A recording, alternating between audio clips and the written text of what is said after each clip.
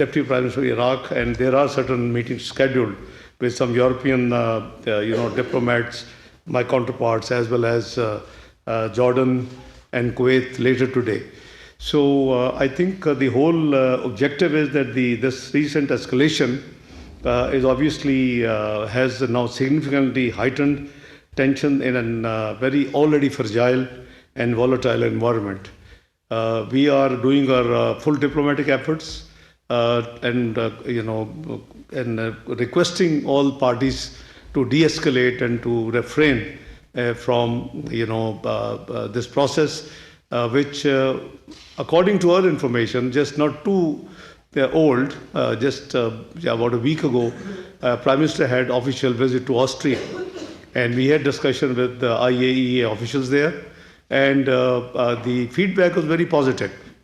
Obviously, these serious developments have taken place at a time when diplomatic efforts were underway to reach a peaceful and negotiated solution. But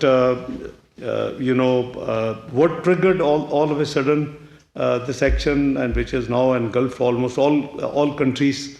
As late as this morning, we understand that Saudi Arabia has also now, in self-defense, responded to Iran.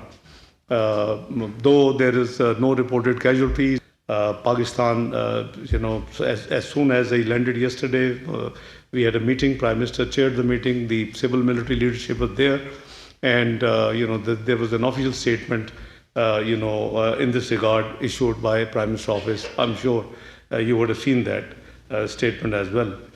We are concerned over a violation of the norms and international law and the age-old tradition that the heads of state and the government should have been seen targeting now.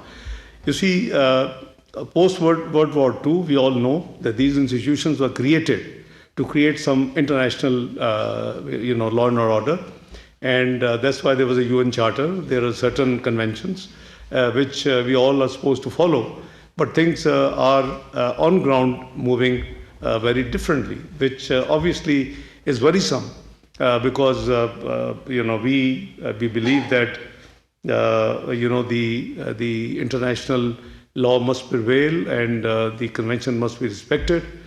In all these engagements, we had consistently urged that the door to dialogue and diplomacy must not be closed. Pakistan's position has been clear and persistent that all countries must abide by the principles of UN Charter and international law, including respect for the sovereignty and territorial integrity of other states, as well as international humanitarian law. In my latest conversation with Minister Abbas Arakshi on 28th of February, I have conveyed Pakistan's condemnation of the attacks and called for restraint and diplomacy and dialogue, which he positively responded. But on ground, we are seeing that things are not yet settling or easing out. In the emergency meeting of the UN Security Council held under the agenda the situation in the Middle East, held on 28th of February, Pakistan permanent representative at the UN has also reiterated Pakistan's condemnations of the attack in Iran. I have also spoken with, as I said, different foreign ministers in this regard, and I think I haven't talked to anyone who disagrees that the dialogue and diplomacy only way forward.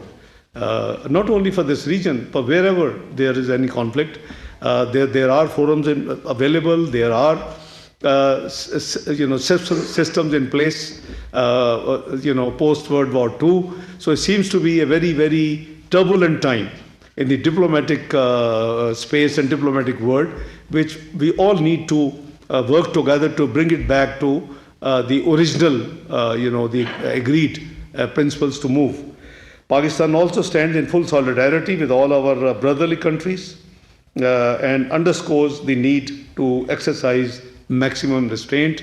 That is the message we have been giving to whosoever Prime Minister speaks, whosoever I speak, or whosoever Field Marshal Sayyid Asim Munir speaks to his counterparts on the defense side. We acknowledge that the main target of Iran's retaliatory strikes were in self-defense. But Pakistan deeply regrets and condemns these strikes on the brotherly countries, including Saudi Arabia, Bahrain, Jordan, Kuwait, Qatar, and UAE, and Oman. We can't have double standard. As I said, that we were the first ones. I was in Saudi Arabia, and the moment I got this news, my office, I talked to them, and they issued, more of a statement condemning it. But within no time, we then found a number of attacks, obviously in self-defense, but that compounded and complicated the situation on ground. So anyway, they were a sovereign state, and it was their decision. They say that we have not attacked those countries, we have attacked the American base there, or their installation there.